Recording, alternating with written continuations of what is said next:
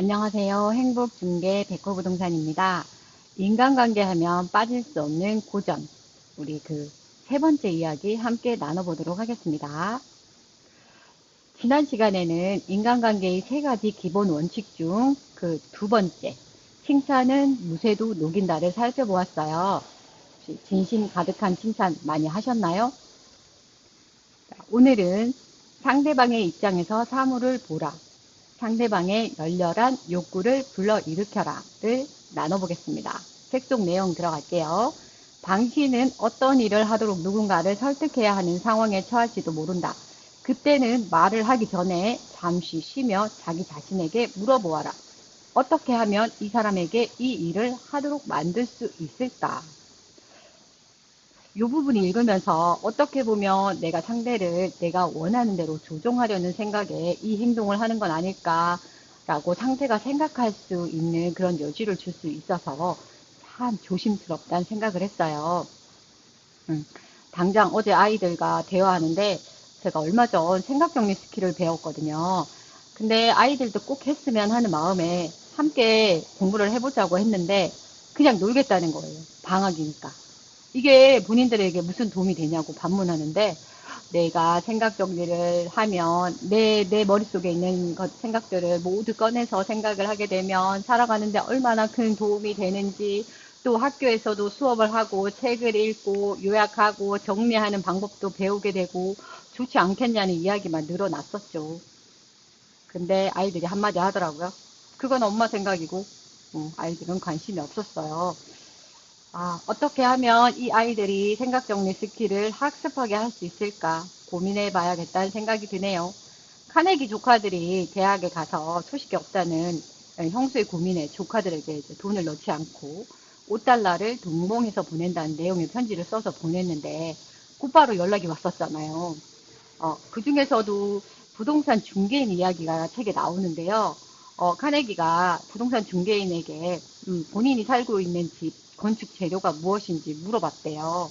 근데 중개인이 그냥 그건 주택협회로 전화하라고 그렇게 이야기를 했다고 해요. 물론 그 중개인이 그 건축 재료 이런 거에 대해서는 잘 모를 수도 있고 중개인 주택협회에 전화하는 게 오히려 더 정확할 수 있기 때문에 그렇게 이야기했을 수도 있어요.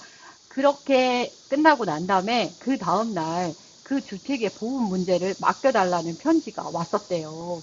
그러니까 카네기 입장에서는 내가 궁금한 거, 상대방의 입장에서 사물을 보라고 했는데 내가 궁금한 거는 건축 재료였는데 그 궁금한 거에 대해서는 알아서 주택협회로 전화해보라고 했으면서 본인이 보험을 넣는 거는 본인 거를 이제 카네기에게 이제 가입을 하라는 편지가 오니 조금 화가 났었던 것 같아요. 그런 상황을 저는 고객들하고 같이 있을 때 고객들에게 나도 그런 행동을 한 적은 없지 않았나 그런 생각을 하게 되었어요. 두 번째, 나는 시종일관 상대방이 원하는 것과 그것을 어떻게 얻을 수 있는지에 관해서만 이야기했다. 카네기가 강연을 많이 하잖아요. 그래서 뉴욕 호텔 강연장 예약을 했는데 기존 임대료의 3배나 올렸다고 합니다. 그때는 항상 하는 강의고 하니까 저 같으면 화가 났을 것 같아요. 그런데 다투지 않고 또 설득하지도 않고 상대의 이익과 결부시켜서 원하는 것을 얻어냈던 그런 스토리가 있더라고요. 참 대단한 것 같아요. 저도 그런 방법이라고 해야 되나? 그런 고객하고 이야기를 할 때나 아이들하고 이야기를 할 때 그런 생각을 해봐야 될 것 같아요. 이것을 하게 되면 너의 이익은 어떤 거야. 이것을 하지 않았을 때 너의 손해는 어떤 거야. 이렇게 한번 구체적으로 생각해보는 연습을 한번 해봐야 될 것 같아요. 음. 그녀는 자신이 원하는 것은 전혀 쓰지 않고 대신 상대방을 어떻게 도와줄 수 있는지와 그들의 요구사항에만 초점을 맞춰 편지를 썼기 때문이다. 책 속 내용 중에 앤더슨 여사라고 하는데 그분이 아들의 건강 문제로 이사를 하게 됐는데 12개의 은행장에게 편지를 썼어요. 근데 그 은행장에서 12개의 은행장에 편지를 보냈는데 11개의 은행에서 인터뷰 요청을 받았대요. 즉 면접을 보러 오라는 거죠. 그녀는 어떤 은행을 선택해야 할지 고민했다고 하는 그런 편지 내용입니다. 그런데 그 내용에서 그녀는 나를 쓰게 되면 나는 이러이러한 능력이 있고 이러이러한 일을 했었어요. 당신이 나를 쓰게 되면, 나를 고용하게 되면 당신에게는 어떤 이익이 있습니다. 이렇게 편지를 썼나 봐요. 책에 있어요. 그래서 저도 그렇게 글을 쓸 때도 그렇게 한번 써봐야겠다. 그리고 또 내 입장 먼저가 아니라 이거를 하게 되면 당신에게는 어떠한 이익이 있는지 그런 생각을 하는 연습을 많이 해야 될 것 같아요. 다른 사람의 입장에 서서 그들의 마음이 움직이는 것을 간파할 수 있는 사람이라면 장차 자기 앞에 어떤 일이 닥치더라도 조금도 걱정할 필요가 없다. 변호사 오웬디 영이라는 분이 말씀하셨대요. 상대에게 우리는 항상 인간관계를 하는데 상대랑 항상 타인과 함께 맞닥뜨려지고 같이 살아가는 존재잖아요. 그러니까 항상 그들의 입장에서 그들은 역지사지.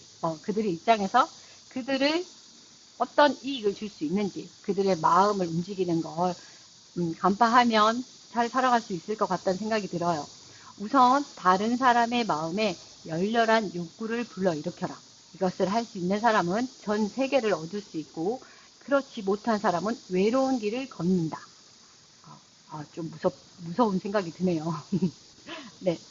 일단 다른 사람의 열렬한 욕구를 불러일으키면 뭐 어떤 일을 하든 좀 협조가 잘 되고 그리고 적극적으로 임할 것 같아요. 직원을 고용을 했을 때도 그럴 것 같고. 여기 성공의 유일한 비결은 다른 사람의 생각을 이해하고 당신의 입장과 아울러 상대방의 입장에서 사물을 바로 볼 줄 아는 능력이다. 헨리 포드가 이야기를 했어요. 실천 계획은 사람들은 자신의 필요를 위해서 노력하는 것은 동의하지만 타인의 요구에는 그렇지 않다. 사람들의 특징이 다 나 기준이잖아요. 저부터도 저 기준이거든요. 그건 어쩔 수가 없는 부분이잖아요. 그러니까 그 사람, 내가 상대랑 뭔가를 하고 싶으면 그 사람의 욕구를 잘 파악해서 맞춰줘야겠다는 생각이 들어요. 상대방의 현재 좋은 점이 다른 사람들에게도 도움이 될 것임을 분명하게 말한다. 제가 어저께 우연히 다니쌤 아시죠? 그분 유튜브를 봤는데요.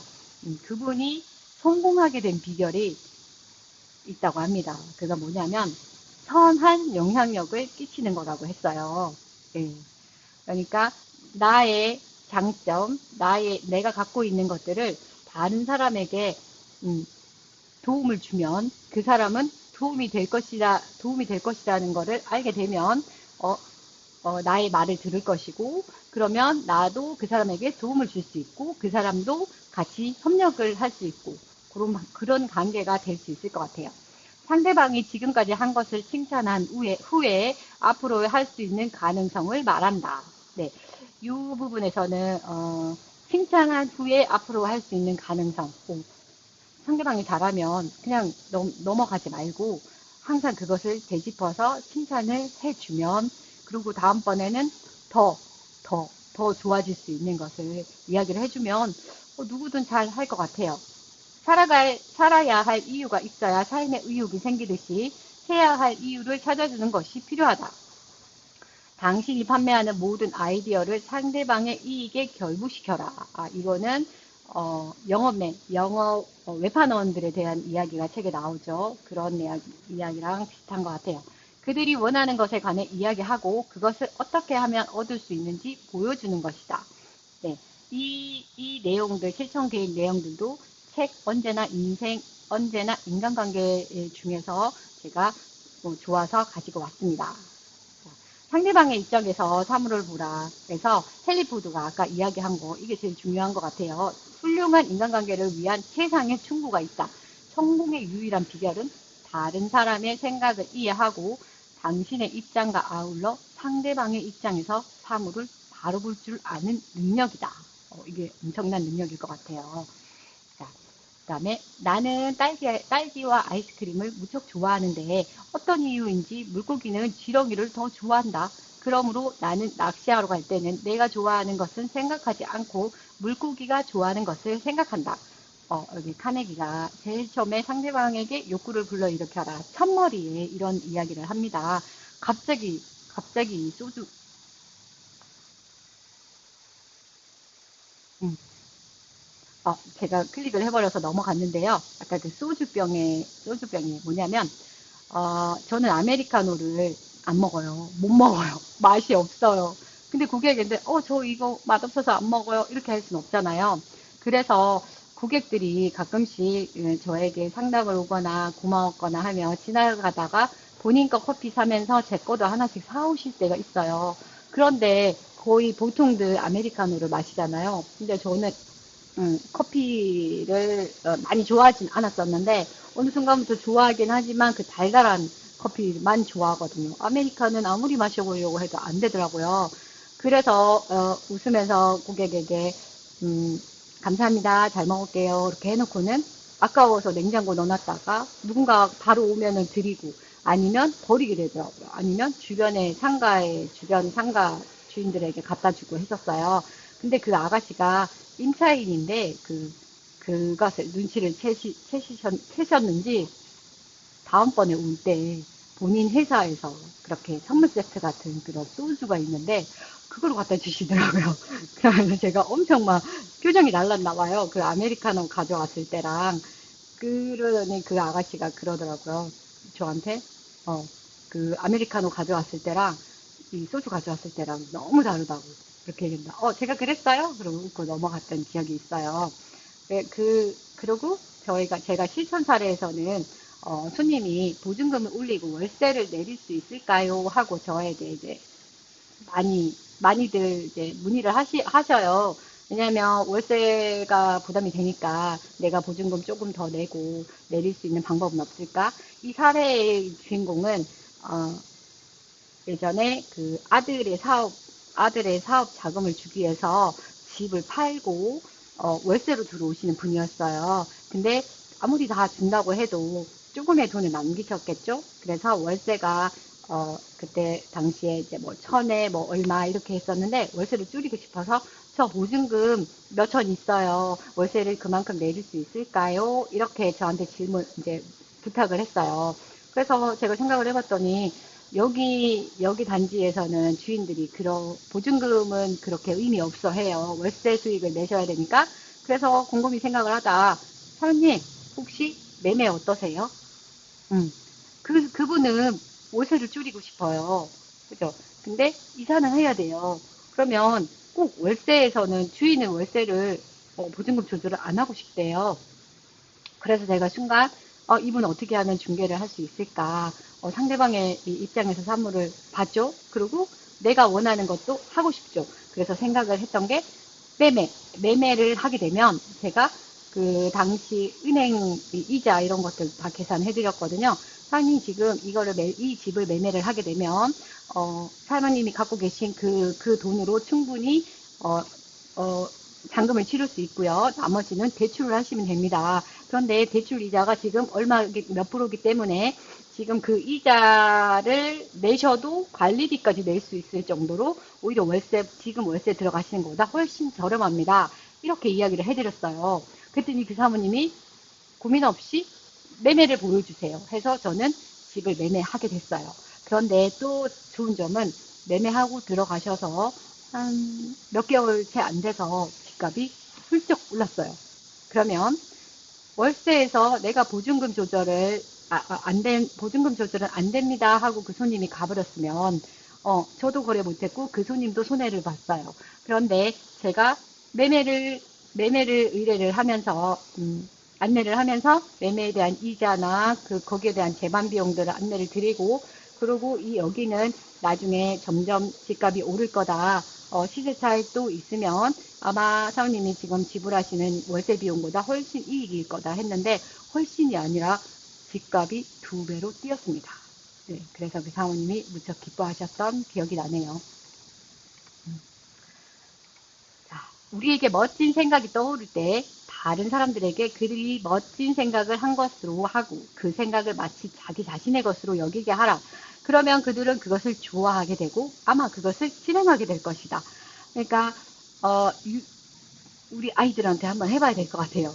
이것이 이 교육을 받으면 이렇게 좋다 이게 아니라 이 교육을 받으면 이렇게 좋을 것이라는 생각을 할 수 있게 그 아이디어를 달라고 한번 해보든가 무슨 방법을 찾아봐야 될 것 같아요. 자, 오늘은 이제 오늘까지 해서 그 인간관계의 3가지 기본 원칙, 꿀을 얻으려면 벌통을 걷어차지 마라. 칭찬은 무쇠도 녹인다. 상대방의 입장에서 사물을 보라를 나눠보았고, 다음 시간에는 인간관계를 잘 맺는 6가지 방법, 그중 어느 곳에서나 환영받는 방법에 대해서 또 나눠보겠습니다. 열심히 읽고 다시 찾아뵙겠습니다. 감사합니다. 좋은 하루 되세요.